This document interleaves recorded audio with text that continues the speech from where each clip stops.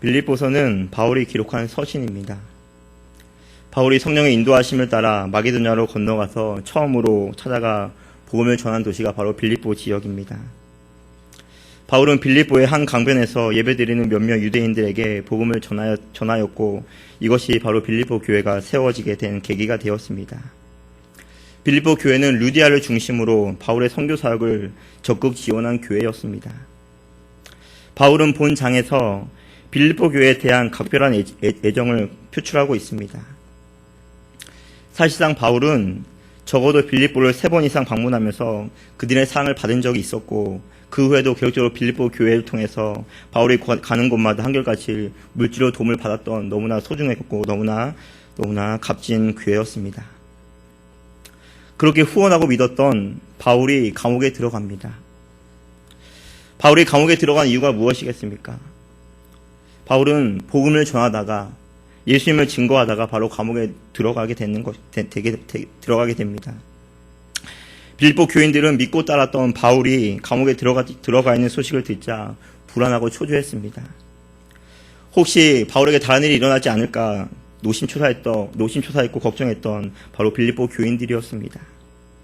오늘 12절 말씀에 형제들아 나의 당한 일이라고 오늘 본문에서 얘기하고 있습니다. 여기서 형제들은 빌립보 교인들을 이야기하고 있습니다. 바울은 빌립보 교인들을 형제라고 이야기하고 있습니다. 피도 섞이지 않았지만 바로 바울은 빌립보 교인들을 볼 때마다 형제라고 부르면서 더욱더 각별한 관계를 다시금 얘기하고 있는 것입니다. 성도는 바로 그리스도 안에 한 형제가 된 것을 의미하는 것입니다. 우리 모두가 다 한 형제요 한 자매라는 사실입니다. 왜냐하면 예수님의 피로 말미암아 우리의 모든 관계가 다시금 한 형제가 되었다라는 것입니다. 믿고 따르고 서로 의지하고 서로를 위해서 기도할 수 있는 바로 내 옆에 성도가 있다는 것이 우리에게 너무나 큰 축복이라는 것입니다. 그래서 바울은 한 형제, 바로 빌립보 교인들을 볼 때마다 너무나 감사했고 그 빌립보 교인들에게 기뻐했고 그 영혼 때문에 너무나 즐거웠다라는 것입니다. 바울이 당한 일이 무엇이겠습니까? 그것은 복음을 증거하다가 바로 감옥에 들어간 사건을 말하고 있습니다. 바울은 얼마나 억울하겠습니까? 왜냐하면 감옥에는 죄 있는 사람만이, 나쁜 짓을 하는 자만이 들어가는 곳인데 바울은 단지 예수님을 전하는 것 때문에 바로 감옥에 들어가게 됩니다. 하지만 바울은 전혀 억울하다거나 슬프다거나 아프다거나 전혀 슬퍼하지 않았다는 것이 바로 빌립보에서 나타난 특징입니다. 바울은 빌립보를 통해서 오히려 내가 기뻐한다라고 이야기하고 있는 것입니다. 빌립보에서 기쁨이란 단어가 16번이나 나올 정도로 바울은 그 마음 가운데, 그 심령 가운데 기뻐하는 삶이 넘쳐났다라는 것입니다. 바울은 매임을 당한, 즉 갇힌 상태에서 어떻게 기뻐할 수가 있었겠습니까? 많은 것을 가졌다고 해서 우리가 그것 때문에 기뻐할 수가 없다라는 것입니다. 또한 많은 것이 없다고 할지라도 우리가 기뻐할 수 있는 것입니다. 사람은 환경에 따라 기뻐하는 것이 아닌, 내가 가진 것에 따라 기뻐하는 것이 아닌 더욱더 우리 심령 가운데 무엇이 채워질 때, 우리 심령 가운데 목적을 이룰 때 그것으로 말미암아 우리는 기뻐할 수가 있다는 것입니다. 행복지수가 높은 나라가 어디입니까? 미국이나 잘 사는 나라가 아닌 방글라데시나 부탄 같은 나라가 행복지수가 높다라고 합니다. 그들은 스스로 내가 행복하다는 사실을 깨닫고 더욱더 행복한 삶을 추구하는 삶을 살아갔던 그들이었습니다. 여기서 말하는 바울의 기쁨은 세상에 주는 기쁨이 아니었습니다. 내가 무엇을 얼마나 많이 가졌고 내가 얼마나 많은 것을 추구하였고 내가 얼마나 많은 업적을 이루었나 그런 기쁨이 아니라 주 안에서 누리는 기쁨, 예수 때문에 누리는 기쁨, 목적을 이루기 위한 그 기쁨이었다는 사실이 바로 우리에게 바울의 기쁨이었던 것이었습니다. 성도야말로 어떤 열악한 힘든 고통의 순간이 올 때라도 그때 우리는 기뻐할 수 있는 자가 바로 성도의 삶이라는 것입니다. 그 모든 사건의 배후에는 하나님의 뜻이 반드시 있기 때문입니다. 왜 나에게 이런 고난이 오겠습니까? 왜 나에게 이런 시련이 오는 것입니까? 반드시 하나님의 뜻이 있어. 그 고난을 통하여서 반드시 하나님께서 우리에게 축복을 주시기 위해서 그 모든 고난과 역경과 어려움을 더욱더 우리에게 주신다라는 것입니다. 이 세상에 우연은 결코 존재하지 않습니다. 모든 우리 삶 가운데 나타나는 특징, 환경, 그 모든 것들은 하나님의 뜻 가운데 이루어지는 것이다 라는 것입니다. 그래서 그 환경 너머에 있는 하나님을 발견할 때 우리는 그 환경을 바라보고 슬퍼하는 것이 아니라 환경 너머에 있는 하나님을 보고 우리는 기뻐할 수가 있다는 것입니다. 12절 말씀에 형제들아 나의 당한 일이 도리어 복음의 진보가 된 줄을 너희가 알기를 원하노라 라고 말씀하고 있습니다. 내가 당한 일, 내가 감옥에 들어간 일이 오직 너에게 있어서 빌립보 성도들에게 있어서 오직 그것이 나의 그 복음이 진보가 된다라고 오늘 바울이 얘기하고 있는 것입니다. 그러니 염려하거나 걱정하지 말라라고 바울은 빌립보 성도들에게 안심하라라고 말씀해주고 있는 것입니다. 바울은 로마에서 복음을 전하지 못하도록 환란이 있었지만 오히려 그 어려움이 복음을 잘 전할 수 있는 계기가 되었다라고 이야기하고 있습니다. 바울이 옥에 갇혀서 복음을 변호하게 된 것이 이방 세계에 더욱더 복음을 전할 수 있는 기회가 되어서 복음의 진보가 나타날 수 있는 기회가 되었다라는 것입니다.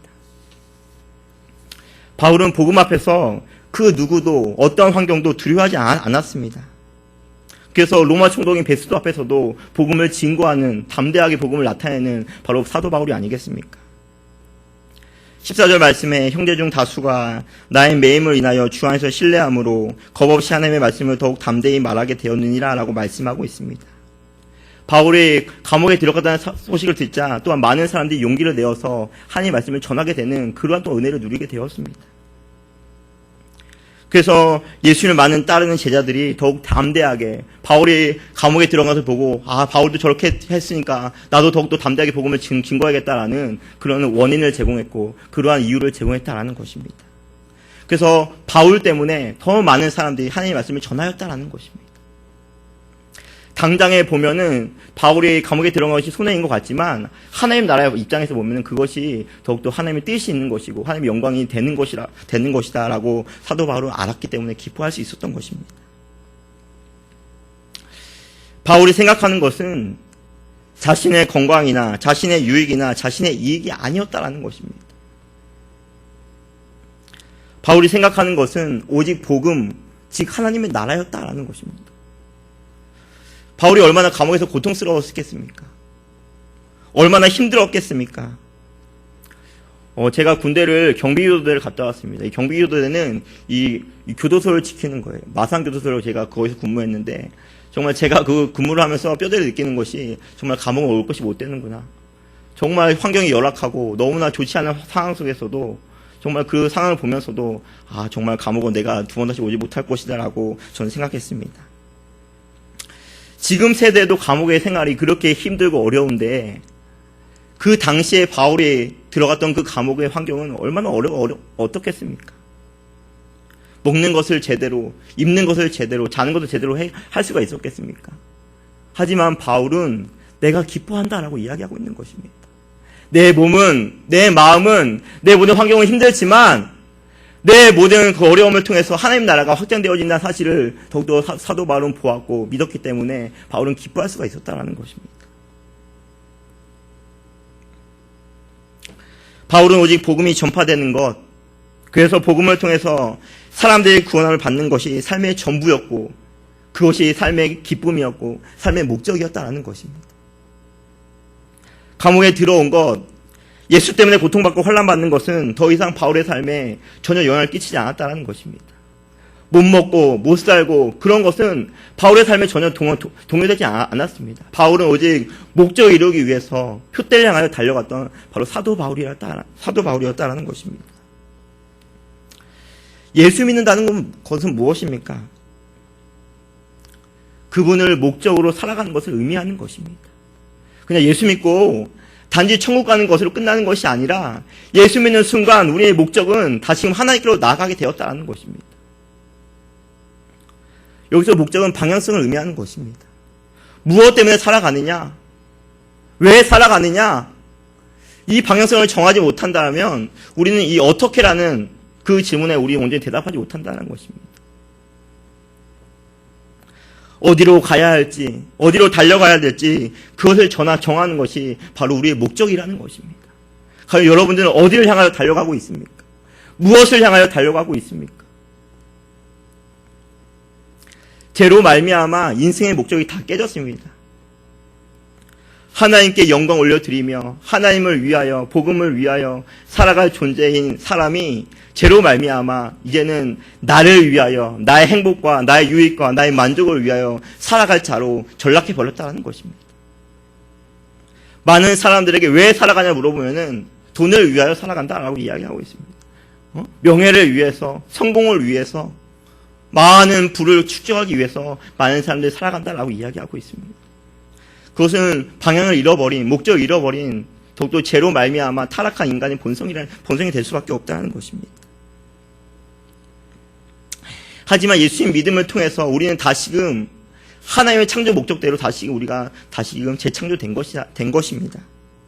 다시 창조 목적대로 하나님의 이름을 높이며 하나님께 영광 올려드리며 이제는 주님을 위하여 살아가는 삶, 그것이 예수 믿는 사람들의 삶의 목적이라는 것입니다. 목적을 이룬 순간 그 인생에서는 결코 성공할 수가 없다는 것입니다. 방황하다가 결국은 실패의 길로 걸어갈 수밖에 없다는 것입니다. 마이크의 목적은 반드시 목소리를 크게 내어 멀리서도 그 목소리를 들을 수 있는 역할을 감당해야지 마이크가 그것을 하지 않으면 마이크는 버려야 되는 것입니다. 시계의 목적은 정확한 시간을 알려줘야 되는 것입니다. 정확한 시간을 알려주지 않을 때 그 시계는 버려버릴 수밖에 없다는 것입니다. 우리는 인생의 근본적인 문제를 먼저 해결해야 된다는 것입니다. 이 시대는 왜라는 질문을 대답하지 못하게 하고 어떻게라는 그 질문에 대답하게 합니다. 항상 방법론만을 제시하고 근본적인 문제를 제시하지 않는 게 바로 이 세상의 모든 문화와 모든 것의 삶의 특징입니다. 우리는 먼저 어떻게보다 왜라는 질문 앞에 우리는 먼저 대답해야 되는 것입니다. 왜 나를 이 땅에 보내셨는지, 왜 내가 이 땅에 태어났는지, 왜 내가 여기까지 왔는지, 왜 내가 영천교회에 왔는지 그 이유를 먼저 생각하지 않으면 어떻게라는 질문에 우리는 대답할 수가 없다는 것입니다.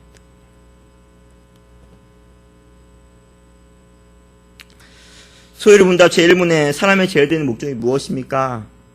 사람의 제일 되는 목적은 하나님을 영화롭게 하는 것과 영원토록 그를 즐거워하는 것입니다 라고 이야기하고 있습니다. 바울이 감옥에서도 기뻐할 수 있었던 이유는 복음을 목적으로 삼았기 때문입니다. 자신의 행복을, 자신의 유익을 목적으로 삼은 것이 아니라 하나님의 영광, 복음, 즉 복음 전파를 위해 그것을 목적으로 삼았기 때문에 더욱더 바울은 감옥 속에서도 기뻐할 수가 있었다는 것입니다. 복음 전파라는 확실한 목적을 두었기에 그는 흔들리지 않았고 두려워하지 않았고 담대하게 만나는 사람마다 담대하게 복음을 증거할 수가 있었다는 것입니다. 18절에 그러면 무엇이뇨? 참으로 하나 무슨 방도로 하든지 전파되는 것은 그리스도니 이로써 내가 기뻐하고 또한 기뻐하리라 라고 말씀하고 있습니다. 바울의 기쁨은 바로 그리스도가 전파되는 것이었다라고 이야기하고 있는 것입니다. 그리스도가 전파될 수만 있다면 그는 모든 것을 다 할 수 있다라고 이야기하고 있는 것입니다. 왜냐하면 예수님을 통해서만 구원에 이를 수 있기 때문입니다. 19절 말씀에 이것이 너희 강구와 예수 그리스도의 성령의 도우심으로 내 구원에 이르게 할 줄 아는 고로 라고 말씀하고 있습니다. 우리를 구원으로 초대하는 분은 바로 예수 그리스도밖에 없다는 것입니다. 세상에서 가장 고상한 지식이 무엇입니까? 그것은 예수를 아는 지식, 그것이 가장 높은 지식, 가장 고상한 지식이다라고 사도 바울은 이야기하고 있습니다. 돈으로도 명예로도 건강으로도 안 되는 구원의 문제를 해결할 줄 수 있는 그 지식이 바로 예수님을 아는 지식이기 때문입니다. 우리 20절 말씀 우리 다시 읽어보겠습니다. 나의 간절한 기대와 소망을 따라 아무 일에든지 부끄럽지 아니하고 오직 전과 같이 이제도 온전히 담대하여 살든지 죽든지 내 몸에서 그리스도가 존귀되게 하려 하나니라고 말씀하고 있습니다. 바울에게는 간절한 기대와 소망이 있습니다. 여기 간절한 기대, 헬라어로 아포칼라도키아는 목을 쭉 빼내어 바라보며 합성어입니다. 그는 복음 때문에 감옥에 갇혀 있으면서도 자기의 목적 성취를 위하여 학이 목을 길게 빼어 내밀고 기다린 같이 학수고대하고 기대하고 소망 가운데 살아갔던 바로 사도 바울이었던 것입니다. 그가 재판에 풀려나서 그의 몸이 자유케 되는 것을 그는 간절히 기대했겠습니까?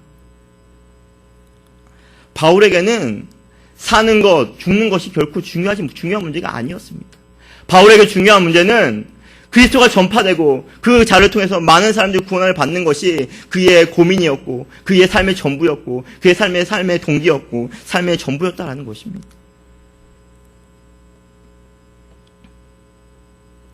바울은 내가 무엇을 위해 살아가야 할지 정확히 알았던 사람입니다.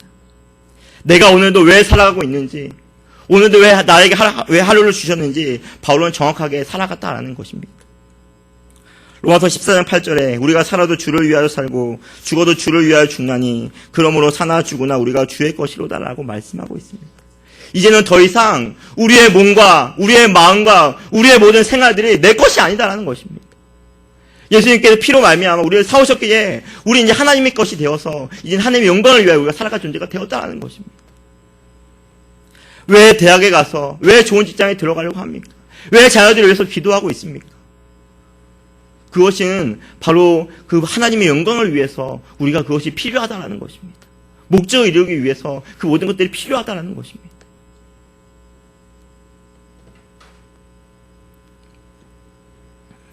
바울은 자기 존재의 원인, 자기 존재의 목적, 자기 존재의 의미와 가치를 여지없이 고백한 바울이었습니다. 예수님이야말로 그 인생은 동기였고 목적이었고 가치였고 의미였고 생각이었고 이상이었고 전부였다라는 것입니다. 예수 때문에 살고 예수 때문에 죽고 예수를 위하여 살았던 바로 사도 바울의 고백이 오늘 본문의 말씀이라는 것입니다. 예수 아니고는 삶의 목적을 찾을 수 없었던 사도 바울이었습니다. 바울은 오직 예수만을 위해서 살아갔던 자였습니다. 예수님께서 다메섹 도상에서 바울을 찾아오셨을 때 그의 삶은 완전히 180도 완전히 바뀐 삶을 살게 되었다는 것입니다. BC에서 AD의 삶, 이제는 내 중심이 아닌 예수 중심, 이제는 내 마음대로 살아가는 것이 아닌 이제는 하나님의 영광을 위해서 살아갈 존재로 완전히 뒤바뀐 사건이 바로 예수님을 만난 사건이라는 것입니다. 바울뿐만이겠습니까? 예수를 모든 만난 사람은 이제는 하나님을 위하여 살아가는 자들입니다. 이제는 복음을 위하여, 이제는 주님을 위하여 이제 살아갈 존재가 된 자가 바로 성도요, 바로 그리스도의 몸인 교회를 섬기는 우리 모든 성도라는 것입니다.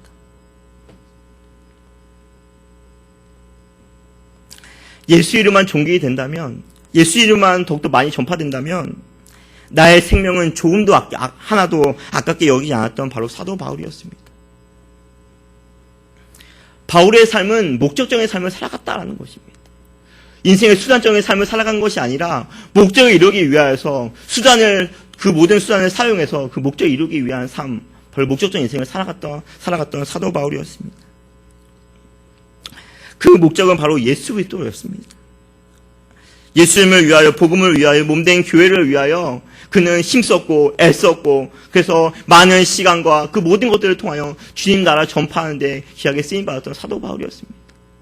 온갖 어려움과 고통과 역경과 환란이 있었지만 그때마다 그는 목적을 생각하였고 그때는 내가 왜 이 땅에 태어났는지 다시 한번 목적을 바라보았기 때문에 그는 끝까지 복음 전파를 위해서 살아갈 수가 있었던 것입니다. 과연 성도님들은 무엇 때문에 살아가고 있습니까? 과연 왜 살아가고 있습니까? 어떤 가치를 두고 살아가고 있습니까?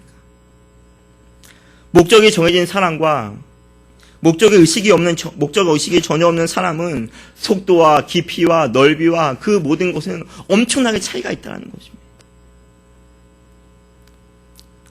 예수 그리스도를 믿는 이상 이제는 우리가 복음이 내 삶의 목적이 되어버렸다는 것입니다. 이제는 하나님의 영광을 위하여서 우리가 모든 삶을 수단으로 사용해서 그 목적을 이루기 위한 삶을 우리가 나아간 존재가 되었다는 것입니다. 이제 내 뜻이 아닌, 내 만족이 아닌, 내 유익이 아닌, 이제는 하나님의 뜻, 이제는 하나님의 영광, 이제는 복음 전파를 위해서 우리의 모든 것이 다 필요하다는 것입니다. 예전에는 나의 미모를 위해서, 예전에는 나를 치장하기 위해서 살아갔다면, 이제는 그 모든 것들을 통하여서, 이제는 주님을 위하여서 우리가 살아갈 존재가 되었다는 것입니다. 21절에, 이는 내게 사는 것이 그리스도니 죽는 것도 유익함이니라라고 말씀하고 있습니다. 예수님이 왜 나의 삶의 목적이 될 수밖에 없는 이유를 얘기하고 있는 것입니다. 왜냐하면 바울 속에 살고 있는 자는 바로 바울이 아닌 바로 예수 그리스도였다라고 이야기하고 있습니다. 내게 사는 것, 내 안에 사는 것이 그리스도이기 때문이라라고 이야기하고 있는 것입니다. 바울 안에는 더 이상 내 자아가 없었습니다. 내 욕심이 없었습니다. 내 안에 계신 예수님께서 원하시는 그대로 그는 그렇게 살아갔다라는 것입니다. 신앙생활이 내 뜻대로 되는 것이 하나라도 없다는 것입니다. 내 속에서 역사하시는 성령님의 인도하심을 따라 우리가 그렇게 살아갈 때 우리가 그 주님의 목적을 이룰 수가 있다는 것입니다. 내 안에 계신 예수님의 음성에 그는 반응하며 살아갔다는 것입니다.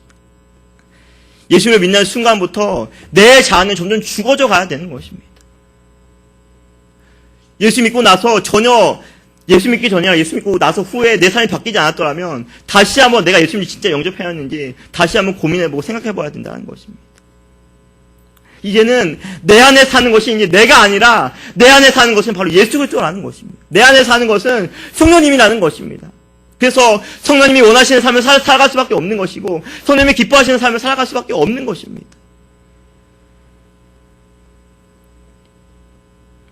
이것은 바울의 의지와 바울의 결단으로 된 것이 아닙니다. 내 안에 계신 성령님께서 그렇게 깨닫게 해주셨고 그렇게 살게 원동력을 그렇게 해주셨기 때문에 바울이 그렇게 살 수 있었던 것이지 억지로 그것이 되는 것이 아니지 않겠습니까? 모든 능력을 하나님께서 주셨기에 그 속에서 역사하시는 그 주님께서 다 주셨기 때문에 당당하게 담대하게 복음을 증거할 수가 있었다라는 것입니다. 순교는 아무나 하는 게 아닙니다. 내 의지로 내 결단으로 순교할 수 있다고 착각해서는 안 됩니다. 순교 역시 하나님의 놀라우신 역사로 말미암아 순교할 수가 있는 것이지 내 의지로 내 결단으로 내가 나중에 그 어려운 순간이 오면 내가 순교하지라고 해봤자 그 상황이 되면은 순교할 수가 없다는 것입니다. 왜냐하면 죽음의 공포 앞에 너무나 두렵고 너무나 무섭기 때문에 순교는 아무나 하는 것이 아닙니다. 강력한 성령님의 역사하심을 말미암아 순교할 수가 있는 것이고 강력한 성령님의 역사하심을 말미암아 더욱더 우리가 주님의 복음을 증거할 수가 있는 것입니다. 바울 역시 얼마나 살고 싶었겠습니까? 바울 역시 감옥에서 얼마나 나오고 싶었겠습니까? 하지만 죽는 것도 내가 유익하다라고 바울은 이야기하고 있는 것입니다. 왜냐하면 바울 안에 더 이상 내가 아닌 바로 예수님께서 살아 있었기 때문이었습니다. 과연 내 안에 예수님이 살아가고 있습니까? 여전히 내가 살아 있어 내 마음대로 전혀 주님의 뜻과는 반대로 우리가 살아가고 있지는 않습니까?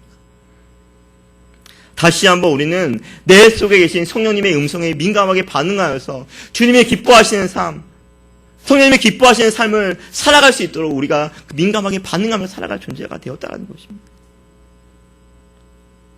성도는 내 안에 예수님을 모시고 살아가는 자입니다. 주님과 연합된 자입니다. 주님과 연합이 이루어질 때 우리는 열매 맺는 삶을 살 수가 있는 것입니다. 신앙생활은 결코 내 힘, 내 의지, 내 결단, 내 노력으로 되는 것이 아니고 바로 내 속에서 살아계신 성령님의 더욱더 그 역사하심을 말미암아 우리가 신앙생활에서 승리할 수가 있다는 것입니다.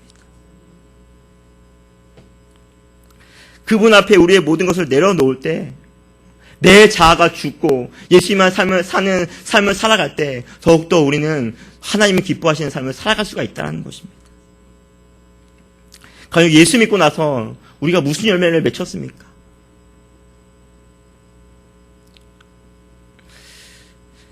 우리 속에 예수님이 살아있다는 사실을 믿으셔서 정말 날마다 예수님의 음성을 통하여 성령님이 이끄시는 대로 성령님이 원하시는 대로 날마다 승리하시는 우리 모두가 되기를 간절히 바랍니다. 목적이 빠진 인생은 그 인생은 아무것도 아니다라는 것입니다. 우리의 목적은 단 하나입니다. 그것은 하나님밖에 없다는 것입니다. 다른 것은 다 수단에 불과한 것입니다. 우리의 돈, 우리의 건강, 우리의 명예, 우리의 모든 직업, 그것은 하나님의 일을 이루기 위해서 그것은 수단에 불과한 것이지 그것이 목적이 될 수가 없다는 것입니다. 돈을 목적으로 살아가는 자들에게 그 돈을 다 얻어보고 그걸 다 취해본다 할지라도 그 마음과는 채워짐이 없다는 것입니다. 그래서 또 다른 죄를 짓고 또 다른 쾌락에 빠지고 인간은 그 마음 가운데 채워질 수 없는 마음이 있다는 것입니다. 아무리 좋은 대학에 들어간다 할지라도, 아무리 좋은 직장을 구한다 할지라도 예수님을 채워지지 않으면 그 심령은 항상 공고할 수밖에 없다는 것입니다. 하지만 많은 사람들이 돈을 위하여 지금도 살아가고 있습니다. 돈만 있으면 나에게 행복이 있을 거야. 나에게 좋은 집만 있으면 행복이 있을 거야. 돈 때문에 살아가고 명예 때문에 살아가고 건강 때문에 살아가는 자들이 지금도 많이 있다는 것입니다. 많은 사람들이 목적을 잃어버린 채 수단과 목적이 바뀐 채 많은 사람들이 지금도 살아가고 있다는 것입니다. 우리에게 돈이 왜 필요합니까? 우리에게 왜 건강이 필요합니까? 우리에게 왜 그런 것들이 필요하겠습니까? 그것은 목적을 이루기 위한 수단에 불과하다는 것입니다. 그것 자체가 목적이 될 수가 없는 것이에요. 우리의 목적은 단 하나님 때문에 우리가 살아가고, 하나님 때문에 우리가 먹고, 하나님 때문에 우리가 모든 것이 우리에게 주어져 있다는 것입니다. 목적으로서 예수, 수단으로서의 삶을 살아가는 것이 바로 그리스도의 삶의 너무나 중요한 가치입니다. 나의 목적을 이루기 위해서 하나님을 수단으로, 기도를 수단으로 사용해서는 안 된다는 것입니다. 기도가 무엇입니까? 기도는 하나님의 뜻을 이루기 위하여 그것을 목적으로 하는 것이 바로 기도라는 것입니다. 왜 자녀들을 잘 대하겠습니까? 그것은 바로 자녀들을 통해서 하나님의 뜻이 있고 반드시 복음을 통하여서 더 많은 영혼들이 주님께 돌아오게 하기 위해서 우리 자녀들이 잘 돼야 되고 우리 성도들이 잘 돼야 되고 그런 복이 필요하다라는 것입니다. 내 중심에서 하나님 중심으로 그 중심이 바뀌지 않는 한 늘 신앙생활 똑같을 수밖에 없다는 것입니다. 여전히 나의 복을 위해서 나의 성공을 위하여서 하나님을 이용해서는 안 된다는 것입니다. 우리의 목적이 바뀌어야 되는 것입니다. 이제는 나를 위하여 살아가는 것이 아닌 이제는 하나님을 위하여 복음을 위하여 몸된 교회를 위하여 복음 전파를 위해서 우리의 목적을 우리의 모든 수단을 사용해야 된다는 것입니다. 여호수아는 마지막 골별설교를 통해 한 말이 무엇이겠습니까? 너희 성결자 오늘날 택하라 라고 우리에게 말씀하고 있습니다. 우리가 성결자, 우리가 인생에서 목적은 바로 하나님 한 분밖에 없다는 것입니다. 그 목적을 이루기 위해 하나님께서 오늘이라는 시간을 우리에게 주셨고 오늘이라는 우리의 모든 것들을 우리에게 다 주셨다는 것입니다. 이 세상에 존재한 모든 피조물들에는 고유한 목적들이 다 있습니다. 그냥 지구가 자전하는 것이 아닙니다. 뜻없이 굴러가 다니는 돌 하나라도 낙엽 떨어지는 것 하나라도 하나님의 고유한 목적이 반드시 있다는 것입니다. 하물며 하나님의 형상대로 짐을 받은 사람이 하나님께 영광을 돌리지 않는 그 죄가 얼마나 큰 죄이겠습니까? 하나님께서 우리를 만드셨는데 우리가 피조물인데 나를 위하여 살아간다면 하나님께서 얼마나 그 자를 맞는 것을 후회하겠습니까? 하나님께서 원대한 목적이 있기에 바로 여러분을 이 땅에 보내주셨고 영천교회를 보내주셨고 하나님의 뜻이 있어 우리가 이렇게 같이 신앙생활 할 수가 있었다라는 것입니다. 그냥 우연으로 생겨난 것은 아무것도 없다는 것입니다. 우연으로 이 땅에 온 것이 아니라 우연으로 영천교회 온 것이 아니라 그냥 할 일 없어서 교회 나와서 예배드리는 것이 아니라 반드시 하나님의 성하신 목적과 뜻이 있기 때문에 우리를 불러주시고 우리에게 믿음 주시고 예수 믿게 해주시고 그 사명을 감당할 수 있는 모든 힘과 능력과 건강과 모든 것을 다 주신다라는 것입니다.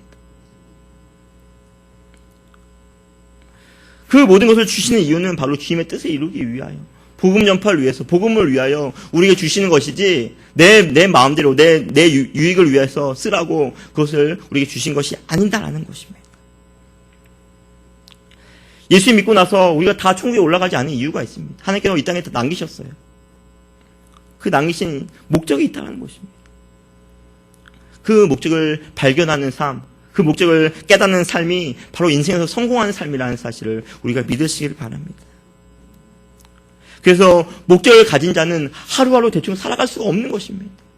치열하게 하나님의 뜻이 어디에 있는지 분별하고 그 뜻대로 살아가기 위해서 몸부림치며 살아갈 존재가 바로 성도의 삶이라는 것입니다. 하나님께서 너무나 우리에게 좋은 것들을 다 주셨습니다.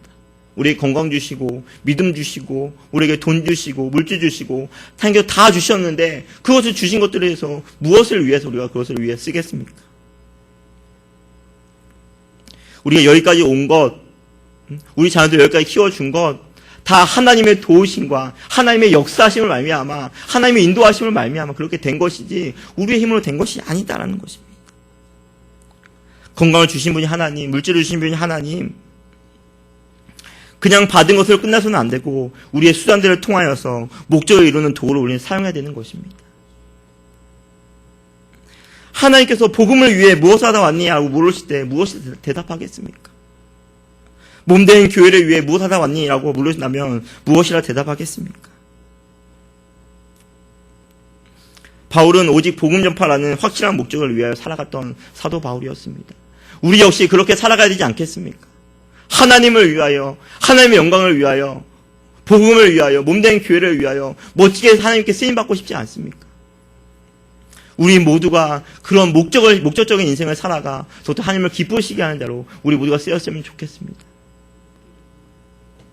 오직 하나님의 영광을 위해서 하나님께 주신 모든 우리의 수단, 우리의 물질, 우리의 건강, 우리의 모든 것들을 통해서 하나님의 영광을 위해서 귀하게 쓰임받는 우리 모두가 되기를 간절히 바랍니다. 그런 목적을 추구하는 자에게 하나님께서 더 많은 것을 주시지 않겠냐라는 것입니다. 우리가 더욱더 목적적인 인생을 살아가 더욱더 하나님께 주시는 축복과 은혜와 더욱더 많은 것을 경험하여서 우리의 모든 삶을 통해서 더 많은 영혼이 주님께로 돌아오고 영천교회가 세워지고 더 많은 주님께로 돌아와서 더욱더 하나님께 영광을 올려드리시는 우리 모두가 되길 간절히 소망합니다.